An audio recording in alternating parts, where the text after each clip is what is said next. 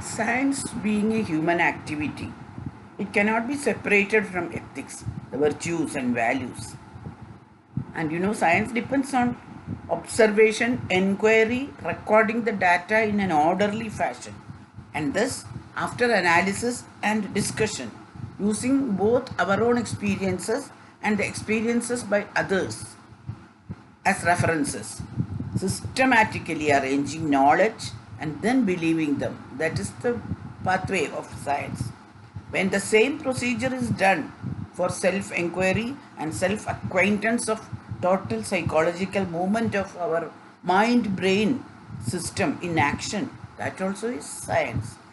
This process leads to a self surrender of ego, which leads to a perception of the wholeness of life. So, the benevolent nature of our intellect and our intuition together views the situation and guides us to harmony, justice, love, and compassion. And medical science is actually that. It's not just a technological revolution, but also a revolution in our values, in our ethics. So, peace, harmony, justice, love, compassion, surrender of ego and selfishness on one side, and the technological developments on the other side. It have to be a balance have to be struck by the 21st century human being as a scientist. Actually, this is a great challenge that humanity is having at present. Now, what can music and music therapy do at this juncture? No. USA Townsend Letters for Doctors, April 1992. The last paragraph reads like this. The breakthrough in mind-brain research proposed the first model of human psyche. Let this model be examined by the world physicists. The value, education, peace, and modern physics. That is the heading of the chapter. Not only by physicists and scientists, but also by physiologists, psychologists, social scientists, educators, and even mystics. Such a dialogue will lead to a second model of the human psyche. This is the only way to heal the planet and healing ourselves, which is called a humanist technology. This will save humanity from annihilation. And Arthur Schopenhauer, he said, all truth passes through three stages. First, when somebody discovers something, it is being ridiculed. The second is, it is vehemently opposed by a group. The third is, it is accepted as being self-evident. This is what happened to music therapy also, in my experience. When I started a process of grand unification of all the sciences and arts, and the integration of both West and East sciences and philosophies. These words, famous words of Schopenhauer, I felt that it is true. I experienced that. The unification through the golden thread of music and music therapy for peace and self-healing can heal all the separatisms in the long run. And peace is related to the inner space of human beings. It is a state of mind that does not create entropy or chaos or stress to the system. For this to achieve, we need an inner freedom. Shanti is the word used by ancient Indians for peace. The search for Shanti in oneself, and thus created in society around for the prosperity of the entire living things, is the oldest way to know a new dimension of human consciousness and remains to be so. The first sense to develop in a newborn is Shruti, Shravana, then in intrauterine life. Then the last to go during the death is also Shruti and Sravanam. So that is the first and the last sensation that we have. In the womb of the mother, it listens to the heartbeat rhythms of the mother, breath sounds of the mother, the circulating bloods. All this they listen to. And it is this Shruti and the Smriti of that Shruti which gives security and hope for the baby even when it becomes an adult. Mother has to speak below 40 decibels to the baby, and below 20 decibels she has to sing to the baby. Then the embryo will sleep calmly, securely, and will be stable both psychologically as well as physically. It will be a healthy child. If somebody speaks above 70 decibel, that will make the baby disturbed. And if it is a heavy noise above 80, the baby is disturbed, its growth and psychological development is disturbed, there will be imbalances. Therefore, the value of sound and music in our development of a human infant is a well documented thing in science. Psychoanalysis and neuroscience recognizes mother's voice as a sonorous envelope which surrounds and protects the baby. It is this sonorous envelope which acts as an audiophonic skin covering the first psychic interspace. It has got a mandala of 360 degrees within the womb. So it tells him that there is some person who loves and protects me. This feeling accompanies him as a protective covering throughout life. And this becomes the inner voice of the adult, mother's voice. Echo of the mother's voice is the adult man's psychic voice. This protects him from any change that occurs in his limbic system when a sorrow comes or a fear comes in adult life. Mummy doll experiments with mummy's voice in a doll has been tried in children with mechanical ventilation. So all these have improved.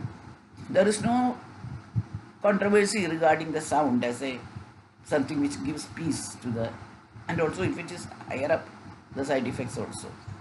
Anthropologically, in all tribal populations worshipping the Amma Deva, the mother goddess, this was experienced and celebrated. Actually, if you go to Madurai Meenakshi temple, in the Garbhagriha and in the 1,000-pillared hall, the sound is only below 40 decibel. That is very calming atmosphere. So above 80 to 180 decibel is harmful, noise pollution. If we use instrumental music, why this is important? Why I am speaking about this acoustics? Because if we are using instrumental music for music therapy, all the instruments, the modern instruments starts only at 60 decibel and up to 80 decibel range it can go. Whereas the vocal music has a range between 20 and 30 decibels. At 10 decibels, we have breath sounds alone, and in pranayama you get the same. So only the breath sounds in yoga practice in pranayama. And below that, usually inaudible to our ears, the zero level is called the silence, and the yogic nada level so. So this acoustics we have to remember. This is why I say that a human voice is the best for therapy, not the instrumental one. So if at all you are using instrumental music, see that it is below 60-50 decibels. A best suited will be at 30-20 decibels. Several traditional instruments have that range, so side effects can be eliminated. Music reaches the infant before language. It is the universal language, and the rhythms are in the universal mathematical permutation combinations. which we call the cosmic mathematical language. By the synchronization of time, the length of the pada and swara, intensity of emotion of sound, music can calm the mind, body, and intellect through secretion of certain neurosecretory substances, neuropeptides. So that produces the pacifying effect, and that has been measured by several centers. So it is not just the mind, but the entire mind-body complex in a unit is responding to music. This is to pacify our own self, and through that to pacify the world around. Actually, it is the practical use of music for making Loga Samasta Sukhino Bhavantu. That is the actual message. So, selecting music, the musician's voice, the acoustics of the selected music, and finally, to whom and for what purpose you are using this. For growing children, whether it is normal or differentially abled, the best thing will be to you don't have to use some complex ragas and all. Use the infant directed speech, IDS, which is called the Madharis or the Matra Bhasha. It can be used. So it is used as an educational as well as a developmental tool, and also as a curative medicine tool. Now, in adults, we have to use the MLP, musical life panorama of the adult. Before therapy, you have to assess that. It's a process by which you can measure what type of ragas will be suited for the patient.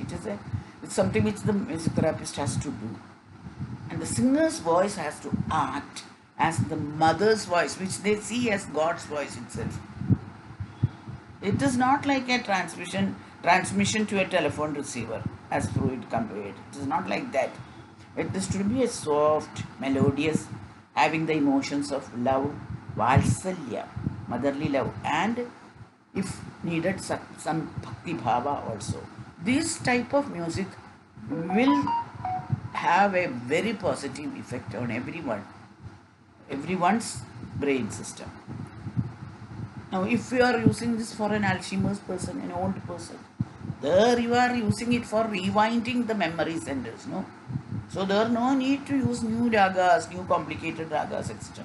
Just give the music which they cherished in their childhood. Somebody will tell you that now he or she used to hear this. So use that only so that they will recollect their old times. In Ayurveda, which was used from time immemorial, in everyday lifestyle. Now, there is a Ritucharya, a Dinacharya, and a Yogacharya. In Ritucharya, 6 seasons are there, no? We call it as Vasanta, Vasanta Ritulu, Vasanta Raga, like that.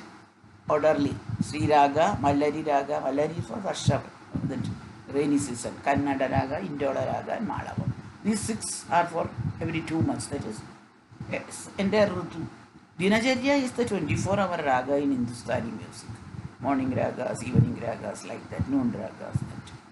Then Yogacharya is the 72 Mela Gartha raga. That is the yogic way of creating inner peace in oneself and giving peace to entire cosmos, the cosmic ragas. Now, it is the best thing to use, but we have very little of this Malagartha ragas sung for the experimentation in human beings. The other things we get enough. So,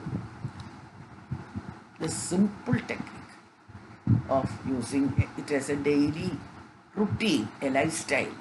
As you can give an assortment of ragas having all these, and if there is a disease in some organ, you have to consider whether it is in the sacral plexus, in the heart plexus, like that. We call that as the Shat Chakras. So, if it is in the heart level, you have to give the ragas for the Anahata Chakras, like that. This is the simplest way that the Indian classical music has dealt with the problem and their music therapy programs.